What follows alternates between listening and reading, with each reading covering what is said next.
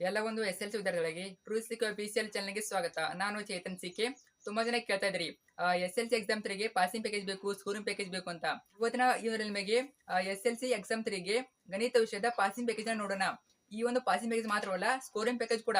Passing package plus scoring package ಎರಡನ್ನೂ ಕೂಡ ಕೊಡ್ತೀನಿ. ಮೊದಲು ಯಾವ ರೀತಿ ಪಾಸ್ ಆಗೋದು ಕಂಪ್ಲೀಟ್ ಆಗಿ ಮಾಹಿತಿ ಕೊಡ್ತೀನಿ. ಯಾವೆಲ್ಲ ಕ್ವಶನ್ ಬರ್ತಾವ ಅಂತ ಹೇಳ್ತೀನಿ. ಸೊ ಮಿಸ್ ಮಾಡಿ ವಿಡಿಯೋನ ಕೊನೆವರೆಗೆ ನೋಡಿ. ತಪ್ಪದೆ ನೋಡಿ. ಲಾಸ್ಟ್ ಚಾನ್ಸ್ SLC ಎಕ್ಸಾಮ್ 3 ಕೊನೆವರೆಗೆ ನೋಡಲೇಬೇಕು. ಈ ಒಂದು ನೋಡಿದ್ರೆ ಸಾಕು ನಿಮಗೆ ಆರಾಮಾಗಿ ಪಾಸ್ ಆಗ್ತೀರಾ. ಸೊ ಕೊನೆವರೆಗೆ ನೋಡಿ, ಅರ್ಥ ಆಯ್ತಾ? ಸೊ ಬನ್ನಿ ಇವತ್ತಿನ ಈ ಒಂದು ಶುರು ಮಾಡೋಣ. ಅದಕ್ಕಿಂತ ಮುಂಚೆ ನೀವು ಹೊಸದಾಗಿ ನೋಡ್ತಾರ ಅಥವಾ ಚಾನಲ್ ಯಾರು ಸಬ್ಸ್ಕ್ರೈಬ್ ಮಾಡಿಲ್ಲ ಅಂದ್ರೆ ಮಿಸ್ ಮಾಡಿದ್ರೆ ಚಾನಲ್ ಸಬ್ಸ್ಕ್ರೈಬ್ ಮಾಡ್ಕೊಳ್ಳಿ. ಯಾಕಂದ್ರೆ ನಾನು ನಿಮಗೆ SLC ಎಕ್ಸಾಮ್ 3ಗೆ passing package, scoring package, fix questions, question papers ಪ್ರತಿಯೊಂದು ವಿಡಿಯೋಗಳನ್ನ ಇದೇ ಒಂದು ಚಾನಲ್ ಹಾಕಿರ್ತೀನಿ. ಸೊ ಮಿಸ್ ಮಾಡಿದ್ರೆ ಚಾನಲ್ ಸಬ್ಸ್ಕ್ರೈಬ್ ಮಾಡ್ಕೊಂಡು ಎಲ್ಲನೂ ಯೂಸ್ ಮಾಡ್ಕೊಳ್ಳಿ. ಅರ್ಥ ಆಯ್ತಾ? Last chance SLC exam 3 last chance ಆದ್ದರಿಂದ ಎಲ್ಲವನ್ನೂ ಯೂಸ್ ಮಾಡ್ಕೊಳ್ಳಿ. ಅರ್ಥ ಆಯ್ತಾ? ವೇಟ್ ಮಾಡ್ಕೊಳ್ಳಿ. ಮಾಡಿದ್ರ ಅದ್ರ ಜೊತೆ ಲೈಕ್ ಮಾಡಿ, ಮತ್ತೆ ನಿಮ್ಮೆಲ್ಲ ಫ್ರೆಂಡ್ಸ್ ತಪ್ಪದೇ ಶೇರ್ ಮಾಡಿ. Subscribe share important. ಸೊ ತಪ್ಪದೇ ಮಾಡಿ. ಬನ್ನಿ ಇವತ್ತಿನ ಶುರು ಮಾಡೋಣ. ಮೊದಲು ನಾವು ಪಾಸಿಂಗ್ ಪ್ಯಾಕೇಜ್ ನೋಡೋಣ. ಸೊ 30 ಮಾರ್ಕ್ಸ್ ತಗೊಳ್ಳಿಕ್ಕೆ ಏನೆಲ್ಲ ಓದ್ಕೋಬೇಕಂತ, ಆಮೇಲೆ ಸ್ಕೋರಿಂಗ್ ಪ್ಯಾಕೇಜ್ ನೋಡೋಣ. ಇದು ಬಂದ್ಬಿಟ್ಟು ಪಾಸಿಂಗ್ ಪ್ಯಾಕೇಜು ಮತ್ತೆ ಸ್ಕೋರಿಂಗ್ ಪ್ಯಾಕೇಜ್ ಎರಡೂ ಕೂಡ. ಮೊದಲಾಗಿ ನಿಮಗೆ ಯಾವ ರೀತಿ ಬಿಡಿಸ್ಬೇಕು ಕಂಪ್ಲೀಟಾಗಿ ಮಾಹಿತಿ ಕೊಡ್ತೀನಿ. ಕೊನೆವರೆಗೆ ಮಿಸ್ ಮಾಡಿದೆ ನೋಡಿ. ಮೊದಲಾಗಿ ಪಾಸಿಂಗ್ನವ್ರಿಗೆ ಹೇಳ್ತೀನಿ ಏನೆಲ್ಲ ಪಾಸ್ ಆಗೋಕೆ ಏನೆಲ್ಲ ಲೆಕ್ಕಗಳನ್ನ ಓದ್ಕೋಬೇಕಂತ. ಇನ್ನು ಸ್ಕೋರಿಂಗ್ನವ್ರಿಗೆ ನೆಕ್ಸ್ಟ್ ಹೇಳ್ತೀನಿ. ಅರ್ಥ ಆಯ್ತಾ? ಸೊ ಬನ್ನಿ ಈಗ ನೋಡೋಣ. ಮೊದಲೇದಾಗಿ ಇದು ಒಂದು ನಿಮ್ಮ ಬ್ಲೂ ಪ್ರಿಂಟು. ತುಂಬ ಜನ ಕೇಳ್ತಾ ಇರ್ತಾರ ಬ್ಲೂ ಪ್ರಿಂಟ್ ಅಂತ. ಅದು ಯಾವ ರೀತಿ ಅಂದರೆ ಯಾವ ಪಾಠದ ಮೇಲೆ ಎಷ್ಟು ಮಾರ್ಕ್ಸ್ ಕ್ವಶನ್ ಕೇಳ್ತಾರೆ, ಯಾವ ರೀತಿ ಕ್ವಶನ್ ಕೇಳ್ತಾರೆ, ಬಹುಆಯ್ಕೆ ಕೇಳ್ತಾರಾ, 1 ಮಾರ್ಕ್ಸ್ ಕೇಳ್ತಾರಾ, 2 ಮಾರ್ಕ್ಸ್ ಕೇಳ್ತಾರಾ, 3 ಮಾರ್ಕ್ಸ್ ಕೇಳ್ತಾರಾ. ಅರ್ಥ ಆಯ್ತಾ? ಕಂಪ್ಲೀಟ್ ಆಗಿದೆ ಅದು ಬ್ಲೂ ಪ್ರಿಂಟು. ಇದನ್ನ ನೋಡ್ಕೊಳ್ಳಿ. ಅರ್ಥ ಆಯ್ತಾ? ಯಾವ ಪಾಠದ ಮೇಲೆ ಹೆಚ್ಚು ಓದ್ಕೋಬೇಕು ನಾವು. ಸೊ ಯಾವ ಪಾಠದ ಮೇಲೆ ಎಷ್ಟು ಮಾರ್ಕ್ಸ್ ಕ್ವಶನ್ ಕೇಳ್ತಾರೆ ಕಂಪ್ಲೀಟ್ ಗೊತ್ತಾಗ್ತದೆ, ನೋಡ್ಕೊಳ್ಳಿ. ಅರ್ಥ ಆಯ್ತಾ? ಫಾಸ್ಟ್ ಆಗೋರು ಕಂಪ್ಲೀಟಾಗಿ ನೋಡ್ಕೊಳ್ಳಿ. ತುಂಬ ಈಸಿ ಇರೋ ಚಾಪ್ಟರ್ನ ಓದ್ಕೊಳ್ಳಿ. ಅರ್ಥ ಆಯ್ತಾ? ಈಸಿ ಅಲ್ಲವೇ ಆ ಚಾಪ್ಟರ್ಗಳನ್ನ ಓದ್ಕೊಳ್ಳಿ. ಮುಂದೆ ಹೇಳ್ತೀನಿ ನಿಮಗೆ ಲೆಕ್ಕ ಯಾವ ರೀತಿ ಬಿಡಿಸ್ಬೇಕು ಪ್ರತಿಯೊಂದನ್ನು ಹೇಳ್ತೀನಿ. ಜಸ್ಟ್ ವಿಡಿಯೋನ ಕೊನೆವರೆಗೆ ನೋಡಿ, ಆರಾಮಾಗಿ ನೀವು ಪಾಸ್ ಆಗ್ಬೋದು. ಕೊನೆವರೆಗೆ ನೋಡಿ, ಲಾಸ್ಟ್ ಎಕ್ಸಾಮು ಅರ್ಥ ಆಯ್ತಾ? ಮೊದಲಾಗಿ ಇನ್ನು ನೆಕ್ಸ್ಟು ಆಯ್ಕೆ ಪ್ರಶ್ನೆಗಳು ಇರ್ತವೆ. ಅಲ್ಲಿ 2 ಅಂಕದ 2 ಪ್ರಶ್ನೆ ಇರ್ತವೆ. ಇನ್ನು 3 ಅಂಕದ 4 ಪ್ರಶ್ನೆ ಇರ್ತವೆ. 4 ಅಂಕದ 1 ಪ್ರಶ್ನೆ. ಅಂದರೆ ಏನಂದರೆ ಚಾಯ್ಸ್ ಇರ್ತಾವಲ್ಲ ನಿಮಗೆ.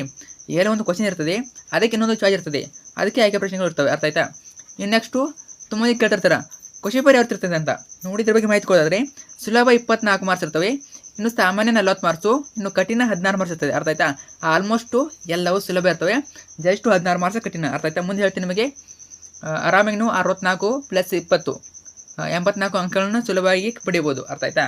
ಇನ್ನು ನೆಕ್ಸ್ಟು ನಾನು ಸಾಧಿಸಲೇಬೇಕಾದ ಪ್ರಶ್ನೆಗಳು ಅಂದರೆ ಇದು ಬಂದ್ಬಿಟ್ಟು 34 ಮಾರ್ಕ್ಸಿಗೆ ಇವು ಪಿಕ್ಸ್ ಬಂದೇ ಬರ್ತವೆ. ಅರ್ಥ ಆಯ್ತಾ? ಪಾಸ್ ಆಗೋರು ಇಷ್ಟನ್ನ ಓದ್ಕೊಳ್ಳಿ ಸಾಕು. ಏನೆಲ್ಲ ಓದ್ಕೋಬೇಕು?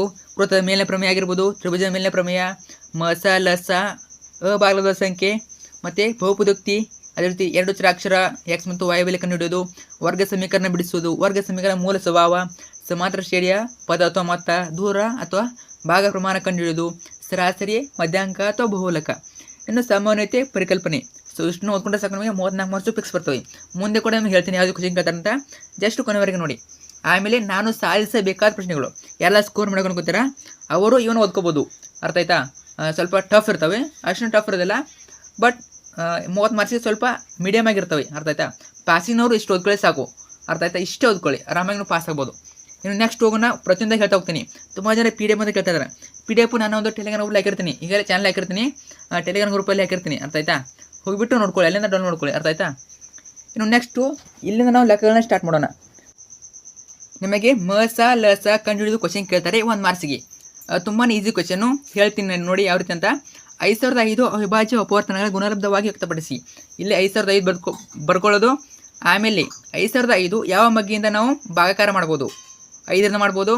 ಆಮೇಲೆ 5ರಿಂದ ಭಾಗಾಕಾರ ಮಾಡಿದ್ಮೇಲೆ 1001 ಉಳಿತದೆ. ಈ 1001 ಯಾವ ಮಗ್ಗಿಂದ ಭಾಗಾಕಾರ ಮಾಡ್ಬೋದು? 7ರಿಂದ ಮಾಡ್ಬೋದು. 7ರಿಂದ ಮಾಡಿದ್ಮೇಲೆ 143 ಉಳಿತದೆ. ಈ 143ರಿಂದ ಯಾವ ಮಗ್ಗಿಂದ ಮಾಡ್ಬೋದು? 11ರ ಮಗ್ಗಿಂದ ಮಾಡ್ಬೋದು. ಆಮೇಲೆ 13 ಉಳಿತದೆ. ಅರ್ಥ ಆಯ್ತಾ? ಇವಾಗ 5005 ಬರ್ಕೋದು. ಅರ್ಥ ಆಯ್ತಾ? ಆಮೇಲೆ 5 × 7 × 11 × 13. ಸೊ ಇಷ್ಟು ಬರೋ ಸಾಕು ನಮಗೆ 1 ಮಾರ್ಕ್ಸ್ ಸಿಕ್ಕತ್ತಿರ್ತದೆ. ಸೊ ಇಷ್ಟೇ ಈಸಿ ನೋಡ್ಕೊಳ್ಳಿ. ಇನ್ನು ಮಸ ಲಸ ಕಂಡುಹಿಡಿಯೋದು ಇದು ಕೂಡ 3 ಮಾರ್ಕ್ಸ್ ಇರ್ತದೆ.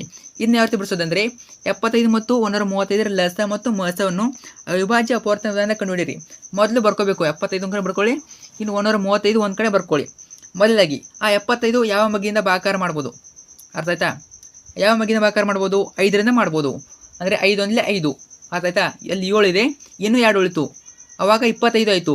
5 × 5 = 25. ಆಮೇಲೆ 15 ಉಳಿತು. 5 × 3 = 15. ಅರ್ಥ ಆಯ್ತಾ? ಇನ್ನು 3 ಉಳಿತು.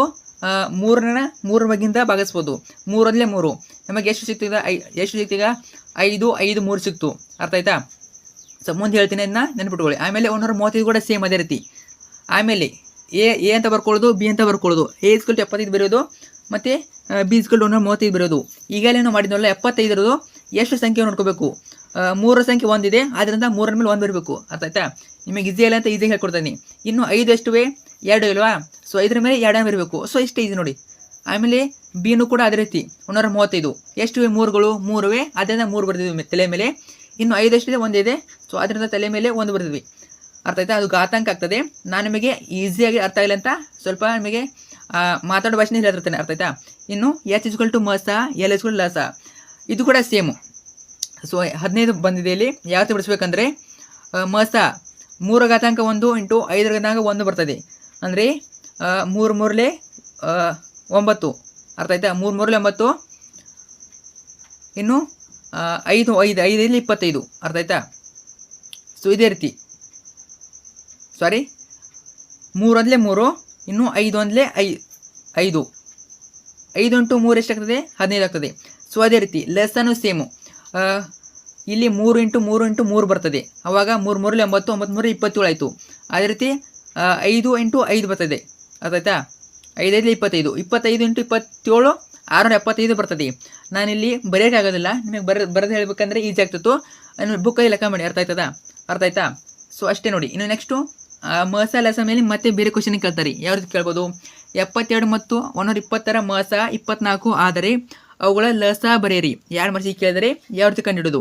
ತುಂಬಾ ಈಸಿ. ಇದಕ್ಕೊಂದು ಸೂತ್ರ ಇದೆ, ಮೊದಲು ಬರ್ಕೋಬೇಕು ನಾವು. A = 72, B = 120, H = 24, L ಅನ್ನು ಕಂಡುಹಿಡಬೇಕು. ಇದು ಸೂತ್ರ ಇದೆ. ಯಾವುದೇ ಸೂತ್ರ? A × B = H × L. A ಎಷ್ಟು 72, B ಎಷ್ಟು 120, ಇನ್ನು H ಅಂದರೆ 24, L ಅನ್ನು ಬರ್ಕೋಬೇಕಾಗಿ.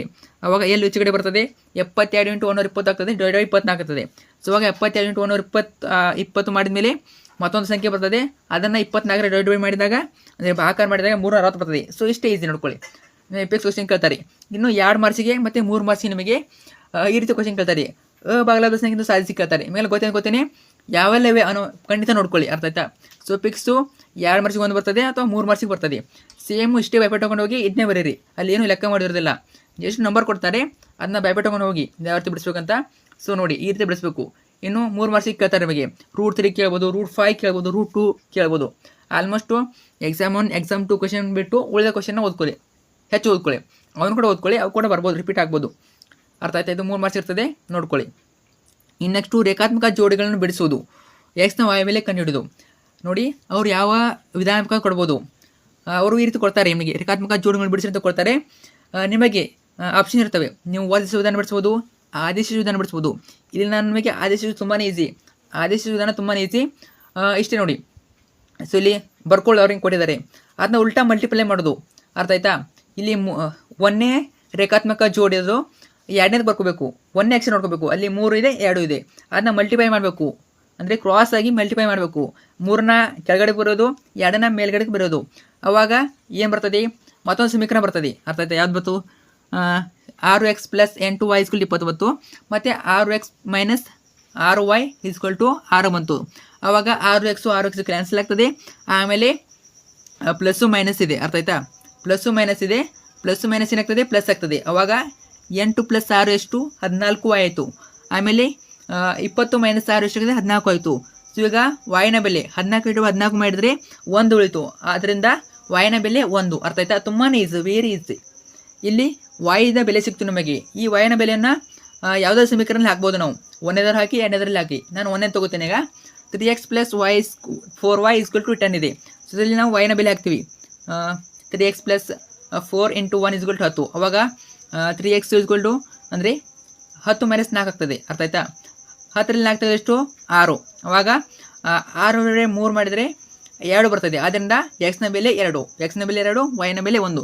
ಸೊ ಇಷ್ಟೇ ಈಸಿ ನೋಡಿ. ಇನ್ನು ನೆಕ್ಸ್ಟ್ ನಾನು ಪಾಶಿಗೆ ಹೇಳಿರ್ತೇನೆ, ಯಾಕಂದರೆ ಎಲ್ಲ ಕವರ್ ಮಾಡಬೇಕು. ವಿಡಿಯೋ ತುಂಬ ಲೆಂತ್ ಆಗ್ತದೆ, ಎಲ್ಲವನ್ನ ಕವರ್ ಮಾಡಬೇಕು. ಪಾಶಿಗೆ ಹೇಳಿರ್ತೇನೆ, ನೋಡ್ಕೊಳ್ಳಿ. ಇನ್ನು ಬಹುಪದೋಕ್ತಿಯ ಶೂನ್ಯತೆ ಕಂಡುಹಿಡಿದು, ಇದು ಕೂಡ ತುಂಬಾ ಈಸಿ. ಅಥವಾ p × x x² + 7x + 10 ಬಹುಪದೋಕ್ತಿಯ ಶೂನ್ಯತೆ ಕಂಡುಹಿಡಿದು. ಸೊ ಇಲ್ಲಿ ನಿಮಗೆ ಬ್ರಾಕೆಟಲ್ಲಿ ಕೊಟ್ಟಿರ್ತೀನಿ ಯಾವ ರೀತಿ ಬಿಡಿಸೋದಂತ. ಅರ್ಥ ಆಯ್ತಾ? ನೋಡ್ಬಿಟ್ಟು ಬಿಡಿಸ್ಕೊಳ್ಳಿ. ಸೊ ಸೊ ಅದರಲ್ಲಿ ಸಮೀಕರಣದಲ್ಲಿ ನಿಮಗೆ ಹಾಕಬೇಕು, ಅರ್ಥ ಆಯ್ತಾ. 2x + 5x ಹಾಕಿದರೆ ನಿಮಗೆ ಉತ್ತರ ಸಿಕ್ಬಿಡ್ತದೆ. ಎಕ್ಸ್ನ ಬೆಲೆ ಸಿಗ್ತದೆ ಮತ್ತು ವಾಯ್ನ ಬೆಲೆ ಕೇಳಿದರೆ ವಾಯ್ನ ಬೆಲೆ ಕೇಳಿದರೆ ವಾಯ್ನ ಬೆಲೆ ಕಂಡುಹಿಡಬೇಕು. ಇಲ್ಲಿ p(x) ಕೊಟ್ಟಿದ್ದಾರೆ, ಕೆಲವೊಂದ್ಸಲ ವಾಯ್ನು ಕೇಳ್ತಾರೆ, ಅರ್ಥ ಆಯ್ತಾ. ಇನ್ನಷ್ಟು ಶೂನ್ಯತೆಗಳ ಮೊತ್ತ ಮತ್ತು ಗುಣಲಬ್ಧ ಕಂಡುಹಿಡಿದು ಇದು ಕೂಡ 2 ಮಾರ್ಕ್ಸ್ ಕ್ವಶನ್ ಕೇಳ್ತಾರೆ. ಇಲ್ಲಿ ನೋಡಿ ಯಾವ ರೀತಿ ಕ್ವಶನ್ ಬಿಡಿಸ್ಬೇಕು ನೋಡಿ. ಯಾವ ಕೊಟ್ಟಿದ್ದಾರೆ ಇಲ್ಲಿ ಸಮೀಕರಣ p × x = x² + 7x + 10 ಕೊಟ್ಟಿದ್ದಾರೆ.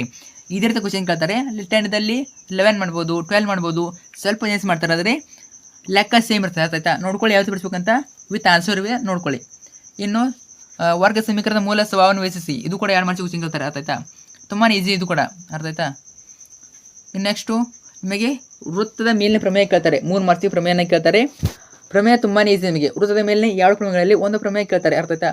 ಆದ್ದರಿಂದ 2 ಪ್ರಮೇಯಗಳನ್ನ ಚೆನ್ನಾಗಿ ಓದ್ಕೊಂಡಾಗಿ 2ರಲ್ಲಿ ಒಂದು ಪಿಕ್ಸ್ ಬಂದೇ ಬರ್ತದೆ. ಜಸ್ಟ್ ಯಾವ ರೀತಿ ಇದೆ ಅದನ್ನ ಭಯಪಟ್ಟು ತಗೊಂಡೋಗಿ. ಇದು ಒಂದು ಪ್ರಮೇಯ ನೋಡಿ. ಹೇಳಿಕೆ ನೆನಪಿಟ್ಕೊಳ್ಳಿ, ಯಾಕಂದರೆ ಹೇಳಿಕೆ ಮೇಲೆ ಕ್ವಶನ್ ಕೇಳ್ತಾರೆ. ಇದು ಬಂದ್ಬಿಟ್ಟು ವೃತ್ತದ ಮೇಲಿನ ಯಾವುದೇ ಬಿಂದುವಿನಲ್ಲಿ ಎಳೆದ ಸ್ಪರ್ಶಕವು ಸ್ಪರ್ಶ ಬಿಂದುವಿನಲ್ಲಿ ಎಳೆದ ತ್ರಿಜ್ಯಕ್ಕೆ ಲಂಬವಾಗಿರುತ್ತದೆ. ನಾವು ಇಷ್ಟೇ ಬರೀಬೇಕು ನೋಡಿ, 3 ಮಾರ್ಕ್ಸ್ ಸಿಕ್ತು. ಸೊ ಈ ರೀತಿ. ಇನ್ನು ನೆಕ್ಸ್ಟು ಸಮಾಂತರ ಶ್ರೇಣಿ ಮೇಲೆ ನೆಕ್ಸ್ಟು ಕ್ವಶನ್ ಕೇಳ್ತಾರೆ. ಸಮಾಂತರ ಶ್ರೇಣಿ ಎನ್ನನೇ ಪದ ಕಂಡುಹಿಡಿಯೋದು. ಒಂದು ಸಮಾಂತರ ಶ್ರೇಣಿಯ ಎನ್ನನೇ ಪದ SN + 3 ಆದಾಗ 3ನೇ ಪದವನ್ನು ಕಂಡುಹಿಡಿರಿ. ಸೊ ಇಷ್ಟೇ ಬರ್ಕೊಳ್ಳೋದು. n = 5n + 3 ಬರ್ಕೊಳ್ಳೋದು. ಎನ್ನ ಬೆಲೆ ಗೊತ್ತಿದೆ ನಿಮಗೆ 3 ಅಂತ. ಸೊ ಅಲ್ಲಿ ಎನ್ನ ಬೆಲೆ ಎಂಟ್ರಿ ಮಾಡೋದು. ಎನ್ನ ಮೇಲೆ ಎಂಟ್ರಿ ಮಾಡೋದು. 5 × 3 + 3 ಆಯಿತು. ಅವಾಗ A3 = 15 + 3 ಎಷ್ಟಾಗ್ತದೆ 18. ತುಂಬಾ ಈಸಿ, 1 ಮಾರ್ಕ್ಸಿಗೆ. ಸೊ ಈ ರೀತಿ ಲೆಕ್ಕವನ್ನು ಬಿಡಿಸ್ಬೋದು. ಇನ್ನು ನೆಕ್ಸ್ಟ್ ಸಮಾಂತರ ಶ್ರೇಣಿ ಎನ್ನನೇ ಪದ ಕಂಡುಹಿಡಿಯೋದು. ಪಿಕ್ಸ್ ಕೇಳ್ತಾರೆ 2 ಮಾರ್ಕ್ಸಿಗೆ. ಯಾವ ರೀತಿ ಬಿಡಿಸೋದು ಇಲ್ಲಿ ಬರ್ಕೋಬೇಕು ನೋರು. ಈ ರೀತಿ ಕೊಟ್ಟಿರ್ತಾರೆ 2, 7, 12 ಸಮಾಂತರ ಶ್ರೇಣಿಯ 10ನೇ ಪದ ಕಂಡುಹಿಡಿಯಿರಿ. ಇಲ್ಲಿ ಬೇರೆನೂ ಕೊಡ್ಬೋದು ಅವರು, ಅರ್ಥ ಆಯ್ತಾ. ಜಸ್ಟ್ ನಂಬರ್ ಚೇಂಜ್ ಮಾಡ್ಬೋದು. ಇಲ್ಲಿ ಯಾವ ರೀತಿ ಬಿಡಿಸೋದಂದರೆ ಇದನ್ನ ಇಲ್ಲಿ ಎ ಅಂದರೆ ಏನು ಅಂದರೆ ಮೊದಲೇ ಪದ 1ನೇ ನಂಬರು ಯಾವುದಿದೆ 2 ಇದೆ. ಇನ್ನು ಡಿ ಅಂದರೆ ಏನು 2ನೇ ಪದದಿಂದ 1ನೇ ಪದವನ್ನು ಕಳಿಬೇಕು. 7ರಲ್ಲಿ 2ನ್ನು ಕಳೆದರೆ ಎಷ್ಟು ಉಳಿತು 5. ಮತ್ತು ಎನ್ ಅವರೇ ಕೊಟ್ಟಿರ್ತಾರೆ, ಅರ್ಥ ಆಯ್ತಾ. 10ನೇ ಅಂತ ಕೊಟ್ಟಿರ್ತಾರಲ್ಲ, ಪದ ಕೊಟ್ಟಿರ್ತಾರಲ್ಲ ಅದೇ ಎನ್ನು. ಇನ್ನೇನು ಒಂದು ಸೂತ್ರ ಇದಕ್ಕೆ. ಯಾವ ಸೂತ್ರ n = a + (n - 1) × d ಇದೆ. ಸೊ ಈ ಸೂತ್ರದಲ್ಲಿ ಹಾಕಿಬಿಟ್ರೆ ಸಾಕು, ಉತ್ತರ ಬಂದ್ಬಿಡ್ತದೆ ನೋಡಿ. A10 = 2 + 10 - 1 × 5. ಇಲ್ಲಿ ನೋಡಿ ಅದರಲ್ಲಿ 1 ಕಳೆದ್ರೆ ಎಷ್ಟು 9, ಅರ್ಥ ಆಯ್ತಾ. ಇನ್ನು 9 ಇಲ್ಲಿ 45 + 2 47. ಸೊ ಇಷ್ಟೇ. ಅವಾಗ A10ನ ಪದ ಎಷ್ಟು 47. ಸೊ ತುಂಬಾ ಈಸಿ. ಇನ್ನು ಸಮಾಂತರ ಶ್ರೇಣಿ SN ಪದಗಳ ಮೊತ್ತ ಕಂಡುಹಿಡಿದು ಇದು ಕೂಡ 2 ಮಾರ್ಕ್ಸಿಗೆ ಕೇಳ್ತಾರೆ ಅಥವಾ 3 ಮಾರ್ಕ್ಸಿಗೆ ಕೆಲಸಲ ಕೇಳ್ತಾರೆ. ಇಲ್ಲಿ 6, 10, 14 ಸಮಾಂತರ ಶ್ರೇಣಿಯ ಮೊದಲ 20 ಪದಗಳ ಮೊತ್ತ ಕಂಡುಹಿಡಿರಿ. ಇಲ್ಲಿ ಇದಕ್ಕೊಂದು ಕೂಡ ಸೂತ್ರ ಇದೆ, ಮತ್ತೊಂದು ಬೇರೆ ಸೂತ್ರ ಇದೆ, ನಿಮಗೆಲ್ಲ ಹೇಳ್ತೀನಿ ಈಗಾಗಲೇ. ಎ ಅಂದರೆ ಮೊದಲೇ ಪದ, ಡಿ ಅಂದರೆ 2ನೇ ಪದದಲ್ಲಿ 1ನೇ ಪದವನ್ನು ಕಳಿಬೇಕು, ಅರ್ಥ ಆಯ್ತಾ. ಆಮೇಲೆ ಏನು ಅವರೇ ಕೊಟ್ಟಿರ್ತಾರೆ. ಈಗ ನಾವು S20ನ ಕಂಡುಹಿಡಬೇಕು. ಮೊತ್ತ ಅಂತ ಬಂದಾಗ ಒಂದು ಸೂತ್ರ ಇದೆ, ಅರ್ಥ ಆಯ್ತಾ. ಮೊತ್ತ ಯಾವುದು ಮತ್ತು ಪದ ಯಾವುದು ನೆನಪಿಟ್ಕೊಳ್ಳಿ. ಮೊತ್ತ ಬಂದಾಗ ಸೂತ್ರ ಯಾವುದು SN = n / 2 bracket 2a + (n - 1) × d, ಆಯ್ತದಾ. ಇದಕ್ಕೆ ಜಸ್ಟು ಮೇಲೆ ಇವೆ ಆನ್ಸರ್ಸು, ಅಲ್ಲಿ ಫಿಲ್ ಮಾಡಿದರೆ ಸಾಕು ನಮಗೆ ಆನ್ಸರ್ ಸಿಕ್ಬಿಡ್ತದೆ, ಅರ್ಥ ಆಯ್ತಾ. ತುಂಬಾ ಈಸಿ ನೋಡಿ. ಆಗಲೇ ಹೇಳಿದ್ದೆ ಅನ್ಕೋತೀನಿ, ಗೊತ್ತಾಗಿದೆ ಅನ್ಕೋತೀನಿ. ಸೊ ಇದು ಸೂತ್ರ ನೆನಪಿಟ್ಕೊಳ್ಳಿ. ನಿಮಗೆ ಪೂರ್ತಿ ಲೆಕ್ಕ ಕರೆಕ್ಟ್ ಆಗಿಲ್ಲ ಕೂಡ ಅರ್ಧ ಲೆಕ್ಕ ಮಾಡಿದ್ರೆ ನಿಮಗೆ ಅರ್ಧ ಮಾರ್ಕ್ಸ್ ಸಿಗ್ತದೆ. ಇಲ್ಲಿ ಫಾರ್ ಎಕ್ಸಾಂಪಲ್ 2 ಮಾರ್ಕ್ಸಲ್ಲಿ 1 ಮಾರ್ಕ್ಸ್ ಕೊಡ್ತಾರೆ. ನೆಕ್ಸ್ಟ್ ಬಿಂದುಗಳ ನಡುವಿನ ದೂರ ಕಂಡುಹಿಡಿದು ಪಿಕ್ಸ್ ಕ್ವೆಶ್ಚನ್ ಇದು, ಅರ್ಥ ಆಯ್ತಾ. ಇಲ್ಲಿ ಯಾವುದು ಕೊಡ್ತಾರೆ ಅಂದರೆ 2 ಕೊಡ್ತಾರೆ, 2,3 ಮತ್ತು 4,1 ಈ ರೀತಿ ಕೊಡ್ತಾರೆ. 2ನ್ನ ಬಿಂದುಗಳ ನಡುವಿನ ದೂರ ಕಂಡುಹಿಡಿದು ಕೇಳ್ತಾರೆ. ಇದಕ್ಕೊಂದು ಸೂತ್ರ ಇದೆ, ದೂರ ಸೂತ್ರ ಅಂತ ಇದೆ. ಯಾವುದದು ಇಲ್ಲಿ ಕೊಟ್ಟಿದೆ ನೋಡಿ. ಸೊ ಇದೇ ಸೂತ್ರ, ಪಿಕ್ಸ್ ನೆನ್ಬಿಟ್ಕೊಳ್ಳಿ. ಈ ಸೂತ್ರದಲ್ಲಿ ನೀವು ಹಾಕಬೇಕು, ಅವ್ರು ಕೊಟ್ಟಿರ್ತಾರೆ. ಮೊದಲು ಬರ್ಕೋಬೇಕು ನಾವು x1 y1 ಬರ್ಕೋಬೇಕು. ಆಮೇಲೆ x2 y2 ಬರ್ಕೋಬೇಕು. x1 ಅಂದರೆ 2, y1 ಅಂದರೆ 3, ಆಮೇಲೆ x2 ಅಂದರೆ 4, y2 ಅಂದರೆ 1. ಕ್ಲೀನಾಗಿ ಬರ್ಕೊಳ್ಳಿ. ಈಗ ಈ ಒಂದು ಸೂತ್ರದಲ್ಲಿ ಹಾಕಬೇಕು, ಅರ್ಥ ಆಯ್ತಾ. ಈ ಸೂತ್ರದಲ್ಲಿ ಹಾಕಿದರೆ ನಿಮಗೆ ಆನ್ಸರ್ ಸಿಕ್ಬಿಡ್ತದೆ. 4ರಲ್ಲಿ 2 ಕಳೆದ್ರೆ 2, ಆಮೇಲೆ 3ರಲ್ಲಿ 1 ಕಳೆದ್ರೆ 2, ಅರ್ಥ ಆಯ್ತಾ. ಸೊ 2 4 4 + 4. ಸೊ ಈಗ ಇದನ್ನು ಸ್ವಲ್ಪ ಮಾನಗಳು ಬರೀಬೇಕು ನೀವು, ಅರ್ಥ ಆಯ್ತಾ. ಸೊ ಮಾನಗಳು ಬರೋಕ್ಕೆ ಬರಲ್ಲ ಅಂದರೆ ಬಿಟ್ಬಿಡಿ.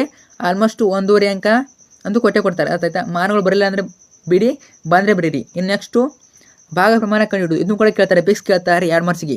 ಇಲ್ಲಿ ಕೊಡ್ತಾರೆ ಅವರು 2 ಬಿಂದುಗಳನ್ನು ಕೊಡ್ತಾರೆ, ಎ ಮತ್ತು ಬಿ ಅನ್ನು ಕೊಡ್ತಾರೆ. ಎ ಮತ್ತು ಬಿ ಬಿಂದುಗಳನ್ನು ಸೇರಿಸುವ ರೇಖಾಖಂಡವನ್ನು 3:2ರಲ್ಲಿ ಭಾಗಿಸುವ ಬಿಂದುವ ನಿರ್ದೇಶಾಂಕ ನೋಡಿರಿ. ನೋಡಿ ಇದಕ್ಕೂ ಕೂಡ ಒಂದು ಸೂತ್ರ ಇದೆ. ಯಾವುದು ಇಲ್ಲಿ ಕೊಟ್ಟಿದ್ದೇನೆ ನೋಡಿ, ಅರ್ಥ ಆಯ್ತಾ. φ × x, y ಇದೆಯಲ್ಲ. ಸೊ ಇದೇ ಒಂದು ಸೂತ್ರ ನೆನಪಿಟ್ಕೊಳ್ಳಿ. ಇಲ್ಲಿ ಅವರು ಕೊಟ್ಟಿರ್ತಾರೆ x1 y1 ಬರ್ಕೋಬೇಕು ನೀವು, ಅರ್ಥ ಆಯ್ತಾ. x2 y2 ಬರ್ಕೋಬೇಕು ಮತ್ತು m1 m2 ಬರ್ಕೋಬೇಕು, ಅರ್ಥ ಆಯ್ತಾ. ಈಗೇನು ಕಂಡಿಬೇಕು, ಪಿ ಆಫ್ ಎಕ್ಸ್ ಕಮ ವೈ ಕಂಡುಹಿಡಬೇಕು. ಈ ಸೂತ್ರದಲ್ಲಿ ಅವ್ರು ಕೊಟ್ಟಿರೋ ನಂಬರ್ನ ಹಾಕಿದರೆ ಆನ್ಸರ್ ಸಿಕ್ಬಿಡ್ತದೆ. ಸೊ ಇಷ್ಟೇ ನೋಡಿ, ತುಂಬಾ ಈಸಿ. ನೋಡ್ಕೊಳ್ಳಿ, ವಿತ್ ಆನ್ಸರ್ ಇದೆ, ನಿಮ್ಗೆ ಅರ್ಥ ಆಗ್ತದೆ. ಇನ್ನು 3 ಮಾರ್ಕ್ಸ್ಗೆ ಮತ್ತೊಂದು ವೃತ್ತದ ಮೇಲೆ ಪ್ರಮೇಯ ಕೇಳ್ತಾರೆ ಅನ್ನಲ್ಲ. ಸೊ ಇದೆ ಅದೊಂದು ಪ್ರಮೇಯ, ಇದೊಂದು ಪ್ರಮೇಯ, ಎರಡನ್ನು ಕೂಡ ನೋಡ್ಕೊಳ್ಳಿ. ಸೊ ಎರಡರಲ್ಲಿ ಒಂದು ಪಿಕ್ಸ್ ಬರ್ತದೆ, ಅರ್ಥ ಆಯ್ತಾ. ಪಿಕ್ಸು ಇಷ್ಟೇ ಓದ್ಕೊಳ್ಳಿ, ಏನು ಅಲ್ಲಿ ಲೆಕ್ಕ ಮಾಡೋ ಅವಶ್ಯಕತೆ ಇಲ್ಲ. ಇಷ್ಟು ನೋಡಿ ಕೂತ್ಕೊಂಡು ಇದನ್ನ ವ್ಯಾಪಾರಕೊಂಡು ಬರೆದ್ರೆ ಸಾಕು ನಿಮಗೆ ಮಾರ್ಕ್ಸ್ ಸಿಗ್ತದೆ. ಇನ್ನೊತ್ತು ಸರಾಸರಿ, ಮಧ್ಯಾಂಕ, ಬಹುಲಕ ಈ 3ರಲ್ಲಿ ಎರಡನ್ನ ಕೊಡ್ತಾರೆ, ಮತ್ತೆ ಆ ಎರಡರಲ್ಲಿ ಒಂದನ್ನು ಬರಬೇಕು. ಆದ್ದರಿಂದ ಸರಾಸರಿ, ಮಧ್ಯಾಂಕ, ಬಹುಲಕ ಈ 3ರಲ್ಲಿ ಯಾವುದಾದ್ರೂ ಎರಡನ್ನ ಚೆನ್ನಾಗಿ ಓದ್ಕೊಳ್ಳಿ, ಅರ್ಥ ಆಯ್ತಾ. ಯಾವುದಾದ್ರು ಎರಡು ಕಡ್ಡಾಯ ಓದ್ಕೊಳ್ಳಿ. ಗೊತ್ತಿಲ್ಲ ಅಂದರೆ ಯೂಟ್ಯೂಬ್ನಲ್ಲಿ ಸರ್ಚ್ ಮಾಡಿ, ಸರಾಸರಿ ಯಾವ ರೀತಿ ಕಂಡುಹಿಡಿದು, ಮಧ್ಯಾಂಕ ಯಾವ ರೀತಿ ಕಂಡುಹಿಡಿದು, ಬಹುಲಕ ಯಾವ ರೀತಿ ಕಂಡುಹಿಡಿದು. ಇಲ್ಲಿ ಕನಿಷ್ಠ ಕೊಟ್ಟಿದ್ದೇನೆ, ಏನು ಪ್ರಾಕ್ಟೀಸ್ ಮಾಡ್ಕೊಳ್ಳಿ. ಸೊ ಇದೇ ರೀತಿ ಕ್ವಶನ್ ಕೇಳ್ತಾರೆ ಎಕ್ಸಾಮ್ನಲ್ಲಿ, ನಂಬರ್ ಚೇಂಜ್ ಆಗ್ತವೆ ಬಟ್ ಇದೇ ರೀತಿ ಕ್ವಶನ್ ಕೇಳ್ತಾರೆ. ವಿತ್ ಆನ್ಸರ್ವೇ ಒಂದ್ಸಲ ಬಿಡಿಸಿ, ತುಂಬ ಟೈಮ್ ಇದೆ ಮಾತ್ರ ಓದೋಕ್ಕೆ. ಸೊ ಚೆನ್ನಾಗಿ ಓದ್ಕೊಳ್ಳಿ, ಪ್ರತಿದಿನ ಪ್ರಾಕ್ಟೀಸ್ ಮಾಡಿ ಆರಾಮಾಗಿ ಪಾಸ್ ಆಗ್ಬೋದು. ಇನ್ನು ಮಧ್ಯಾಂಕ, ಸರಾಸರಿ, ಬಹುಲಕ ಮೇಲೆ ಸಣ್ಣ ಲೆಕ್ಕ ಕೇಳ್ತಾರೆ ನೋಡ್ಕೊಳ್ಳಿ. 3 ಮಧ್ಯಾಂಕ, 2 ಸರಾಸರಿ ಪ್ಲಸ್ ಬಹುಲಕ. ಸೊ ಕೊಟ್ಟಿರೋ ಅಂಕಿಗಳನ್ನ ಎಂಟ್ರಿ ಮಾಡಿದ್ರೆ ಸಾಕು, ನಿಮಗೆ ಬರೆದ್ರೆ ಸಾಕು, ನಿಮಗೆ ಲೆಕ್ಕ ಆನ್ಸರ್ ಸಿಕ್ಬಿಡ್ತದೆ. ಮತ್ತು ಇನ್ನು 5 ಮಾರ್ಕ್ಸಿಗೆ ಪ್ರಮೇಯ ಕೇಳ್ತಾರೆ. ಯಾವ ರೀತಿ ಪ್ರಮೇಯ ನಿಮ್ಗೆ ಗೊತ್ತಿದೆ, 4 ಪ್ರಮೇಯಗಳಲ್ಲಿ ಯಾವುದಾದ್ರು ಒಂದು ಪ್ರಮೇಯನ ಕೇಳ್ತಾರೆ. ಅದು ತೇಲ್ಸ್ ಆಗಿರ್ಬೋದು, ಕೋನ ಆಗಿರ್ಬೋದು, ಸೊ ಈ ರೀತಿ ಪೈಥಾಗೋರಸ್ ಆಗಿರ್ಬೋದು. ಈ 4 ಪ್ರಮೇಯಗಳಲ್ಲಿ ಯಾವ ಪ್ರಮೇಯ ಬೇಕಾದ್ರೂ ಕೇಳ್ಬೋದು, ಅರ್ಥ ಆಯ್ತಾ. ಈಗ ತೇಲ್ಸ್ ಪ್ರಮೇಯ ಇಂಪಾರ್ಟೆಂಟು, ಮೂಲ ಸಮಾನುಪಾತಿಯ ಪ್ರಮೇಯ. ಇಲ್ಲಿ ಲೆಕ್ಕ ಮಾಡೋ ಅವಶ್ಯಕತೆ ಇಲ್ಲ, ಇಲ್ಲಿ ಯಾವ ರೀತಿ ಇದೆ ಚೆನ್ನಾಗಿ ನೋಡ್ಕೊಳ್ಳಿ. ಸೊ ಇದನ್ನೇ ಬಾಯ್ಪಾಟಾಕೊಂಡ್ಬಿಟ್ಟು ಬರೀಬೇಕು. 4 ಪ್ರಮೇಯಗಳಲ್ಲಿ ಒಂದು ಪ್ರಮೇಯನ ಕೇಳ್ತಾರೆ, ಪಿಕ್ಸ್ ನೋಡ್ಕೊಂಡಾಗಿ, ಅರ್ಥ ಆಯ್ತಾ. ಇನ್ನು ನೆಕ್ಸ್ಟು ಬಹುಲಕ ಕಂಡುಹಿಡಿದು ನೋಡ್ಕೊಳ್ಳಿ ಯಾವ್ದು ಬಿಡಿಸ್ಬೇಕಂತ. ಇನ್ನು ಮಧ್ಯಾಂಕ ಕಂಡುಹಿಡಿದು, ಯಾವುದೇ ಕಾರಣಕ್ಕೂ ನೀವು ಈ ಬಹುಲಕ, ಮಧ್ಯಾಂಕ, ಸರಾಸರಿ 3ರಲ್ಲಿ ಎರಡನ್ನ ಪ್ರಾಕ್ಟೀಸ್ ಮಾಡ್ಕೊಂಡು ಹೋಗಲೇಬೇಕು. ಮತ್ತು ಪ್ರಮೇಯ, ಸೊ ಇಲ್ಲೇ ನಿಮಗೆ 10 ಮಾರ್ಕ್ಸ್ ಬಂದೇ ಬರ್ತದೆ, ಅರ್ಥ ಆಯ್ತಾ. ಅಲ್ಲೊಂದು ಮಲ್ಟಿಪಲಲ್ಲಿ ಒಂದೇನು ಬರೆದ್ರೆ ಇಲ್ಲೇ 10 ಮಾರ್ಕ್ಸ್ ಬಂತು ನಿಮಗೆ. ಇನ್ನು ಪ್ರಮೇಯ, ಕೋನ ಪ್ರಮೇಯ, ನಿರ್ಧಾರಕ ಗುಣ, ಸೊ ಇದನ್ನು ಕೂಡ ನೋಡ್ಕೊಳ್ಳಿ. 4ರಲ್ಲಿ ಒಂದು ಪಿಕ್ಸ್ ಬರ್ತದೆ, ಚೆನ್ನಾಗಿ 4ನ್ನ ಪ್ರಾಕ್ಟೀಸ್ ಮಾಡ್ಕೊಳ್ಳಿ. ಮತ್ತು ಹೇಳಿಕೆ ಕೂಡ ನೋಡ್ಕೊಳ್ಳಿ, ಹೇಳಿಕೆ ಕೂಡ ನಮಗೆ ಮಾರ್ಕ್ಸ್ ಇರ್ತದೆ. ಇನ್ನು ಸ್ವಲ್ಪ ಸಂಬಂಧಿತ ಮೇಲೆ ಕ್ವಶನ್ ಇವೆ, ಅರ್ಥ ಆಯಿತು. ಇದು ಸ್ವಲ್ಪ ತುಂಬಾ ಈಸಿ ಕ್ವಶನ್ಸು, ತುಂಬಾ ಈಸಿ, ಬಟ್ ನಿಮ್ಮನ್ನ ತುಂಬ ಯೋಚನೆ ಮಾಡಬೇಕು, ಅರ್ಥ ಆಯ್ತಾ. ಆಲ್ಮೋಸ್ಟ್ ಪಾಸಿಂಗ್ನವರು ಬಂದರೆ ಓದ್ಕೊಳ್ಳಿ, ಬರಲಿಲ್ಲ ಅಂದರೆ ಬೇರೆ ಲೆಕ್ಕಗಳನ್ನ ಮಾಡ್ಬೋದು, ಅರ್ಥ ಆಯ್ತಾ. ಇನ್ನು 3 ಮಾರ್ಕ್ಸಿಗೆ ಯಾವ ರೀತಿ ಕ್ವಶನ್ ಕೇಳ್ಬೋದು, ವಿತ್ ಆನ್ಸರ್ವೇ. ಸೊ ಸ್ಕೋರಿಂಗ್ದವರು ಕೂಡ ಕೆಲವಷ್ಟು ಕ್ವಶನ್ ಇರ್ತವೆ, ಅರ್ಥ ಆಯ್ತಾ. ಇನ್ನು ರೇಖಾತ್ಮಕ ಜೋಡಿಗಳನ್ನು ನಕ್ಷೆ ವಿಧಾನದಿಂದ ಬಿಡಿಸಿ 4 ಮಾರ್ಕ್ಸಿಗೆ ಕೇಳ್ತಾರೆ ನಮಗೆ. ನೋಡಿ, ಅವರು ಕೊಟ್ಟಿರ್ತಾರೆ ರೇಖಾತ್ಮಕ ಜೋಡಿ ಕೊಟ್ಟಿರ್ತಾರೆ, ನಕ್ಷೆ ವಿಧಾನ ಬಿಡಿಸೋದು 4 ಮಾರ್ಕ್ಸಿಗೆ ಫಿಕ್ಸ್ ಇರ್ತದೆ. ತುಂಬಾ ಈಸಿ ಸಮೀಕರಣ ಕೊಟ್ಟಿರ್ತಾರೆ. ಇವ್ರ ಮೇಲೆ ಸರ್ಚ್ ಮಾಡಿ ಯಾವ ರೀತಿ ನಕ್ಷೆನ ಬಿಡಿಸೋದಂತ, ಸೊ ನಿಮಗೆ ಹೇಳ್ಕೊಡ್ತಾರೆ, ಅರ್ಥ ಆಯ್ತಾ. ಈಸಿ ಹೇಳ್ಕೊಡ್ತಾರೆ, ನೋಡ್ಕೊಳ್ಳಿ. 4 ಮಾರ್ಕ್ಸಿಗೆ ಫಿಕ್ಸ್ ಇರ್ತದೆ. ಫಿಕ್ಸ್ ಅಂದರೆ ಫಿಕ್ಸು, ಪಾಸಿಂಗ್ನವ್ರು ನೋಡ್ಕೊಳ್ಳೇಬೇಕು ಕಡ್ಡಾಯವಾಗಿ, ಅರ್ಥ ಆಯ್ತಾ. ಸೊ ತುಂಬಾ ಈಸಿ ಗ್ರಾಫ್ ಬಿಡಿಸೋದು, ಗೊತ್ತಿದೆ ಅನ್ಕೋತೀನಿ, ಗೊತ್ತಿಲ್ಲ ಅಂದರೆ ಸರ್ಚ್ ಮಾಡಿಬಿಟ್ಟು ನೋಡ್ಕೊಳ್ಳಿ. ಇನ್ನು ಚಿತ್ರದಲ್ಲಿ y = p ಆಫ್ x ಅನ್ನು ನಕ್ಷೆ ಮೂಲಕ ಪ್ರತಿನಿಧಿಸಿದ ಬಹುಪದೋಕ್ತಿಯ ಶೂನ್ಯತೆ ಸಂಖ್ಯೆ ಯಾವ ರೀತಿ ಮಾಡೋದು. ಸೊ ನೋಡಬೇಕು, ಅಲ್ಲಿ x ಕೊಟ್ಟಿದ್ದಾರೆ, y ಕೊಟ್ಟಿದ್ದಾರೆ, x ಕೊಟ್ಟಿದ್ದಾರೆ, ಅರ್ಥ ಆಯ್ತಾ. ಸೊ ಎಕ್ಸು ಆ ಗೆರೆ ಎಕ್ಸ್ ಮೇಲೆ ಎಷ್ಟು ಬಾರಿ ಹಾದಿದೆ ನೋಡ್ಕೋಬೇಕು, ಎಷ್ಟು ಬಾರಿ ಎಕ್ಸ್ಗೆ ಟಚ್ ಆಗಿದೆ, ಎಕ್ಸ್ ಲೈನ್ಗೆ ಎಷ್ಟು ಬಾರಿ ಟಚ್ ಆಗಿ ನೋಡ್ಕೋಬೇಕು. ಇಲ್ಲಿ ಜಸ್ಟು 2 ಬಾರಿ ಟಚ್ ಆಗಿದೆ, ಆದ್ದರಿಂದ ಉತ್ತರ 2. ಸೊ ತುಂಬಾ ಈಸಿ, ಅಲ್ಲಿ ಆಪ್ಷನ್ ಕೊಟ್ಟಿರ್ತಾರೆ. ಇನ್ನು ಮಹತ್ತಮ ಬಹುಪದೋಕ್ತಿಯ ಮಹತ್ತಮ ಗಾತ್ರ ಡಿಗ್ರಿ ಕೇಳ್ತಾರೆ. ಅವರೊಂದು ಈ ರೀತಿ ಸಮೀಕರಣ ಕೊಟ್ಟಿರ್ತಾರೆ, ಅಂದರೆ ಬಹುಪದೋಕ್ತಿ ಕೊಟ್ಟಿರ್ತಾರೆ. ಅಲ್ಲಿ ನೋಡಬೇಕು ನೀವು ನಂಬರ್ ಯಾವ್ದು ದೊಡ್ಡದಿದೆ, ಅಂದರೆ ಎಕ್ಸ್ ಮೇಲೆ ನಂಬರ್ ಯಾವ್ದು ದೊಡ್ಡದಿದೆ ಅದನ್ನ ನೋಡ್ಕೋಬೇಕು ನೀವು. ಇಲ್ಲಿ ಯಾವ್ದು ದೊಡ್ಡದಿದೆ, 2 ದೊಡ್ಡದಲ್ಲ 3 ದೊಡ್ಡದಿದೆ. ಸೊ ಇಷ್ಟೇ ಆನ್ಸರು, ಉತ್ತರ 3. ಆಮೇಲೆ ಮೂಲಗಳನ್ನು ಕಂಡುಹಿಡಿದು, ಸೊ ಮೂಲ ಕಂಡುಹಿಡಿದು ತುಂಬ ಟಫ್ ಇಲ್ಲ ನೋಡಿ. -1 ಇದು +1 ಆಗ್ತದೆ, ಇನ್ನು +3 ಇದು -3 ಆಗ್ತದೆ. ಸೊ ಇಷ್ಟು 1 ಮಾರ್ಕ್ ಸಿಕ್ತು. ಇನ್ನು ಮೂಲ ಬಿಂದು ಮತ್ತು 8, -6 ನಡುವಿನ ದೂರ ಕಂಡುಹಿಡಿದು, ಇದು ಕೂಡ ಒಂದು ಸೂತ್ರ ಇದೆ, x2 + y2. ಸೊ ಇಲ್ಲಿ ನಿಮಗೆ ಎಂಟ್ರಿ ಮಾಡಿದ್ರೆ ಸಾಕು, ಆನ್ಸರ್ ಸಿಕ್ಬಿಡ್ತದೆ. 10 ಮಾನಗಳಂತ, ಅರ್ಥ ಆಯ್ತಾ. 100ರಷ್ಟು 10 ಮಾನ ಆಗ್ತವೆ. ಇನ್ನಷ್ಟು ಮಧ್ಯಬಿಂದುವಿನ ನಿರ್ದೇಶಾಂಕ, ಇದು ಕೂಡ ಒಂದು ಸೂತ್ರ ಇದೆ, ನೋಡ್ಕೊಳ್ಳಿ. ಮಧ್ಯಬಿಂದುವಿನ ಸೂತ್ರ, ಇಲ್ಲಿ ಕೆಲವಷ್ಟು ಇಂಪಾರ್ಟೆಂಟ್ ಸೂತ್ರಗಳನ್ನು ಕೊಟ್ಟಿದ್ದಾರೆ ಮತ್ತು 1 ಮಾರ್ಕ್ ಕ್ವಶನ್ ಕೊಟ್ಟಿದ್ದಾರೆ. ಸೊ ಆದ್ದರಿಂದ ಇವನ್ನ ಚೆನ್ನಾಗಿ ಓದ್ಕೊಳ್ಳಿ, ಇವು ತುಂಬ ಹೆಲ್ಪ್ ಆಗ್ತವೆ ನಿಮಗೆ, ಅರ್ಥ ಆಯ್ತಾ. ತುಂಬ ಹೆಲ್ಪ್ ಆಗ್ತದೆ. ಪ್ರತಿಯೊಂದು ಚಾಪ್ಟರ್ ಮೇಲೆ ಎಲ್ಲ ಸೂತ್ರ ಕೊಟ್ಟಿದ್ದಾರೆ, 1 ಮಾರ್ಕ್ ಕ್ವಶನ್ಸು. ಕಡ್ಡಾಯವಾಗಿ ಓದ್ಕೊಳ್ಳಿ, ನಿಮಗೆ ತುಂಬ ಹೆಲ್ಪ್ ಆಗ್ತದೆ, ಅರ್ಥ ಆಯ್ತಾ. ನಾನು ಸ್ಕ್ರಾಲ್ ಮಾಡ್ತಾ ಇದ್ದೀನಿ, ಪಾಸ್ ಮಾಡಿಬಿಟ್ಟು ಓದ್ಕೊಳ್ಳಿ, ಅರ್ಥ ಆಯ್ತಾ. ಸ್ವಲ್ಪ ವೇಟ್ ಮಾಡಿ. ಸೊ ಸ್ಲೋ ಆಗಿ ಸ್ಕ್ರಾಲ್ ಮಾಡ್ತಾ ಇರ್ತೀನಿ, ನೀವು ಪಾಸ್ ಮಾಡಿಬಿಟ್ಟು ಆದರೆ ಓದ್ಕೊಳ್ಳಿ, ಅರ್ಥ ಆಯ್ತಾ. ಸಮಾಂತರ ಸ್ಟಡಿ ಆಗಿರ್ಬೋದು, ಅದೇ ರೀತಿ ತ್ರಿಭುಜಗಳ ಮೇಲೆ, ಸೊ ಅವೆಲ್ಲ 1 ಮಾರ್ಕ್ ಕ್ವಶನ್ಸು. ಆಮೇಲೆ ಎಲ್ಲ ಪ್ರಮೇಯಗಳ ಹೇಳಿಕೆ ಕೊಟ್ಟಿದ್ದಾರೆ, ಸೂತ್ರ ಕೊಟ್ಟಿದ್ದಾರೆ, ನಿರ್ದೇಶಾಂಕ ಸೂತ್ರಗಳನ್ನು ಕೊಟ್ಟಿದ್ದಾರೆ. ಮತ್ತು ತ್ರಿಕೋನಮಿತಿಯ ಪ್ರಸ್ತಾವನೆ ಮೇಲೆ ಯಾವೆಲ್ಲ ಅನುಪಾತಗಳು ಕೊಟ್ಟಿದ್ದಾರೆ, ತ್ರಿಕೋನಮಿತಿಯ ಅನುಪಾತಗಳು ಕೊಟ್ಟಿದ್ದಾರೆ. ಇನ್ನಷ್ಟು ವಿಲೋಮಗಳನ್ನು ಕೊಟ್ಟಿದ್ದಾರೆ. ಪ್ರತಿಯೊಂದು ಕವರ್ ಮಾಡಿದ್ದಾರೆ. ಇನ್ನು ತ್ರಿಕೋನಮಿತಿಯ ಕೆಲವು ಅನುಗಳು ಚಾಪ್ಟರಿಂದ ಎಲ್ಲ ಕೊಟ್ಟಿದ್ದಾರೆ, ಅರ್ಥ ಆಯ್ತಾ. ಹೇಳಿಕೆಗಳನ್ನು ಕೊಟ್ಟಿದ್ದಾರೆ, ಯಾವ ಬಿಡಿಸಬೇಕು ಅಂತ ಕೊಟ್ಟಿದ್ದಾರೆ. ಒಟ್ಟಿನಲ್ಲಿ ತುಂಬಾ ಹೆಲ್ಪ್ ಆಗ್ತದೆ. ಇನ್ನು ವೃತ್ತಗಳ ಮೇಲೆ ಯಾವೆಲ್ಲ ಇಂಪಾರ್ಟೆಂಟು ಅವನು ಕೂಡ ಕೊಟ್ಟಿದ್ದಾರೆ.